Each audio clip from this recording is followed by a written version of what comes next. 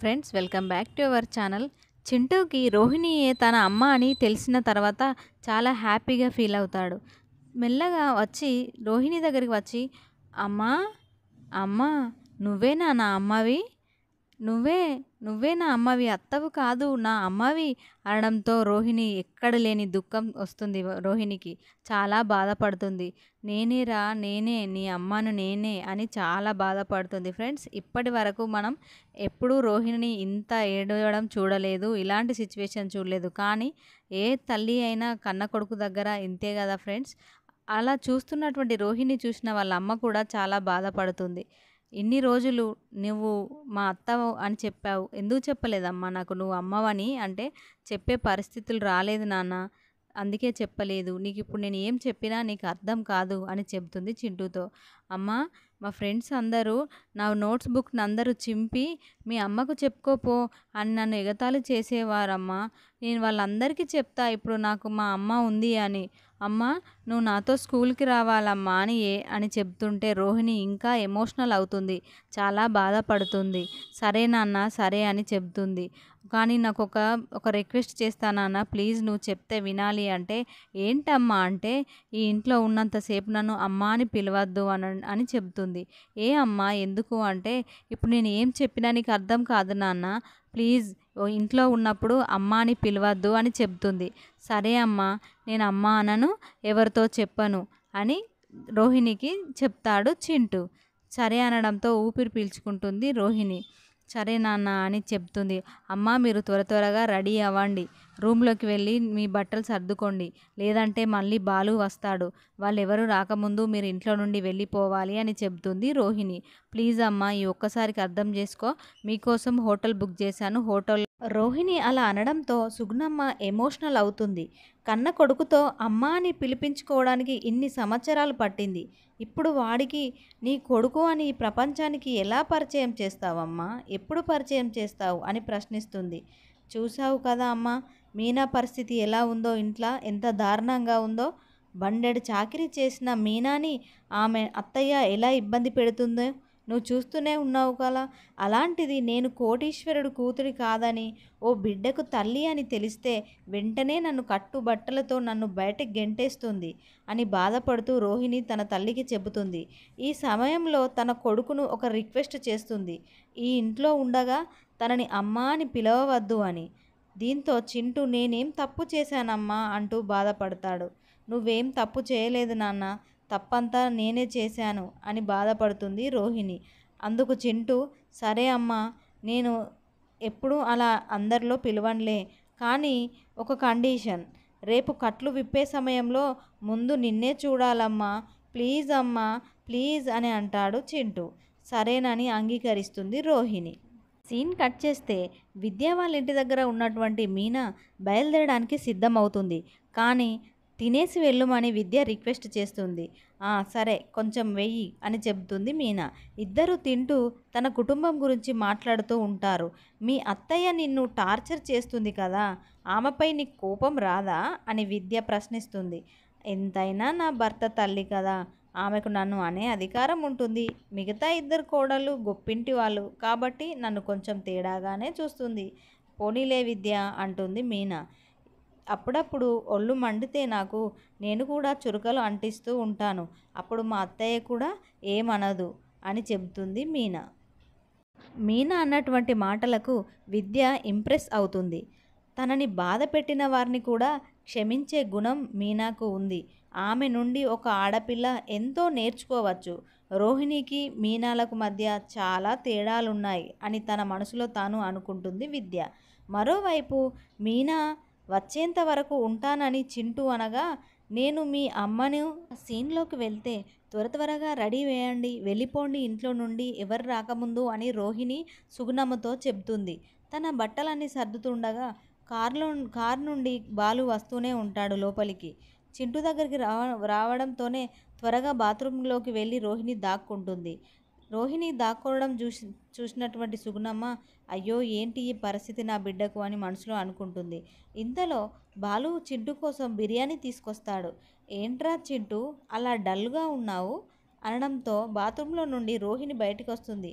ఏంటమ్మా పార్లలమ్మ, ఇంకా ఈరోజు వెళ్ళలేదా అని అంటాడు బాలు. ఏ ఉంటే ఏమన్నా తప్ప, ఉండాలని ఏమన్నా రూల్ ఉందా అని పంచు వేస్తుంది బాలుతో. అలా ఏం కాదు, రూల్ అనేది ఏం లేదు, అది మీ ఇష్టం అని అంటాడు బాలు. ఇంతలో చింటూకి బిర్యానీ తీసుకొచ్చాను, తినిపించండి, ఇద్దరం మాట్లాడుకుంటామని సుగుణమ్మతో చెప్తాడు బాలు. చెప్పి వెళ్ళిపోతాడు. డైనింగ్ టేబుల్ దగ్గర ఉన్నటువంటి సుగుణమ్మ, చింటూ, రోహిణి బిర్యానీ వడ్డిస్తారు చింటూకి. అమ్మ నువ్వే తినిపించమ్మా నాకు అని చెప్తాడు చింటూ. లేదు అమ్మ అనద్దు నాన్న, అందరూ వింటారు, ఎవరు లేకముందు అనొచ్చు కానీ అందరూ ఉన్నప్పుడు అనద్దు ప్లీజ్ అని రిక్వెస్ట్ చేస్తుంది చింటూతో. సరే అని చెప్తాడు చింటూ. నువ్వే తినిపించాలమ్మా, నువ్వే తినిపించు అని మారం చేస్తాడు చింటూ. సరే అని తప్పక ఒప్పుకుంటుంది రోహిణి. చింటూకు బిర్యానీ తినబెడుతున్న సందర్భంలో బాలు వచ్చి చూస్తాడు. ఆ ఏంటి ఇది, రోహిణి అమ్మ అయిపోయింది, అమ్మ ఎప్పుడైపోయింది అని ఒక్కసారిగా ట్విస్ట్ ఇస్తాడు. ఈ మాటలకు కంగు తిన్నటువంటి రోహిణి ఇలా అంటున్నాడేంటి, కొంపదీసి ఏమైనా తెలిసిందా అని మౌనంగా ఉంటుంది రోహిణి. బాలు సెటైర్లు వేస్తాడు. ఇంత మంచి గుణం మా రోహిణిలో ఉంది, మా పార్లలమ్మలో ఉంది అని నాకెప్పుడూ తెలియలేదు అని షాక్ అవుతాడు బాలు. సరేలే ఏదైతేనేంటి, బాబుకు తినిపించు అని చెప్పి వెళ్ళిపోతాడు బాలు. తిన్న తర్వాత చింటూ నేను ఆడుకుంటాము అని చెప్తాడు బాలు. ఇంతలో మీనా ఇంటికి చేరుకుంటుంది. మీనా రాగానే బాలు అంత బాగేనా, ఎలా ఉన్నావు, ఏమైనా కళ్ళు తిరిగినట్టు అనిపిస్తుందా, ఎలా ఉన్నావు అంటూ విచిత్రమైన క్వశ్చన్స్ వేస్తూ ఉంటాడు.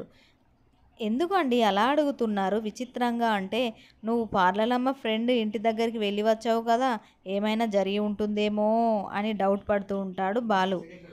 నీకు ఇంట్రెస్టింగ్ విషయం చెప్పాలని చాలాసేపు నుంచి వెయిట్ చేస్తున్నాను అంటే, ఏంటి అంటే, నీకు ఒకటి తెలుసా, పార్లలమ్మ చింటూకి అన్నం తినిపించింది, అది ఎలానో తెలిస్తే నువ్వు చాలా షాక్ అవుతావు మీనా అని అంటాడు బాలు.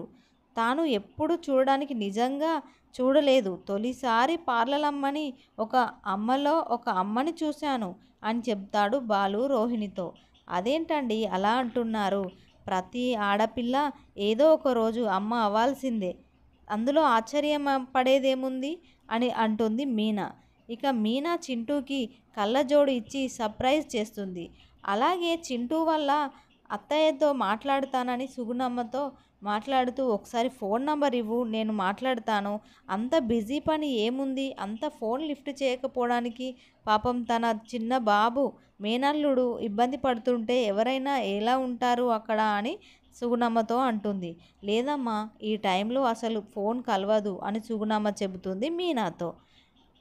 ఇంతలో కళ్ళజోడు తీసుకొచ్చినటువంటి మీనా, నీకు ఒక సర్ప్రైజ్ కళ్ళజోడు తీసుకొచ్చాను నాన్న, నువ్వు అంటే నాకు ఇప్పుడు కళ్ళు కనిపించవుగా అంటాడు చింటూ.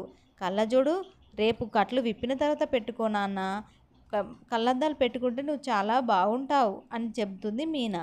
అవునాంటీ, కట్లు విప్పాక నేను కూడా అద్దాలు పెట్టుకొని ఫోజ్ ఇస్తాను, మా ఫ్రెండ్స్ కూడా నా ముందు ఫోజ్ ఇస్తారు అని చెప్తాడు చింటూ.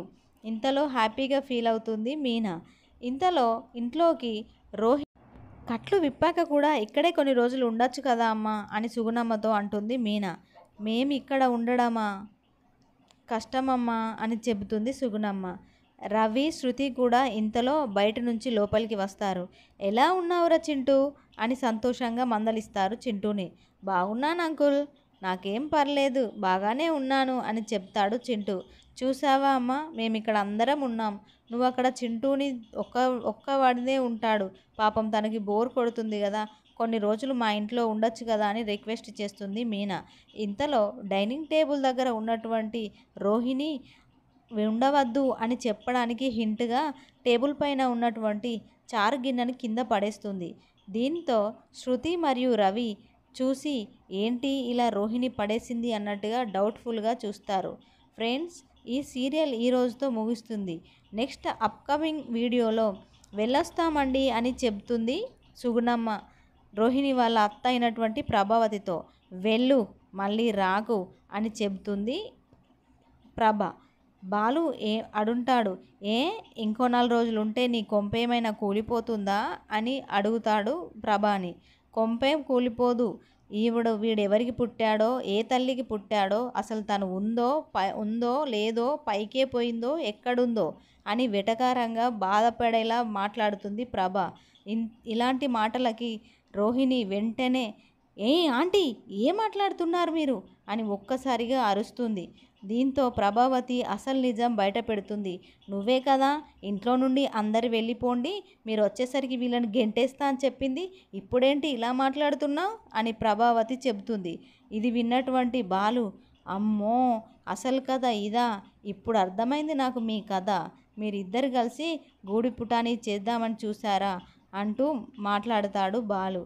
చూడాలి ఫ్రెండ్స్, నెక్స్ట్ అప్కమింగ్ ఎపిసోడ్లో ఏం జరగబోతోందో. ప్రభావతి రోహిణి యొక్క అసలు బండారం బయట పెడుతుందా? ప్రభావతి రోహిణి ఇద్దరు శత్రువులు అవుతారా? వీళ్ళిద్దరి మధ్యలో మళ్ళీ ఎలా జరుగుతుంది? స్నేహం వస్తుందా లేదంటే శత్రువులు అవుతారా? చూద్దాం ఫ్రెండ్స్ అప్కమింగ్ సీరియల్లో. Please friends, like friends, subscribe. Thank you friends.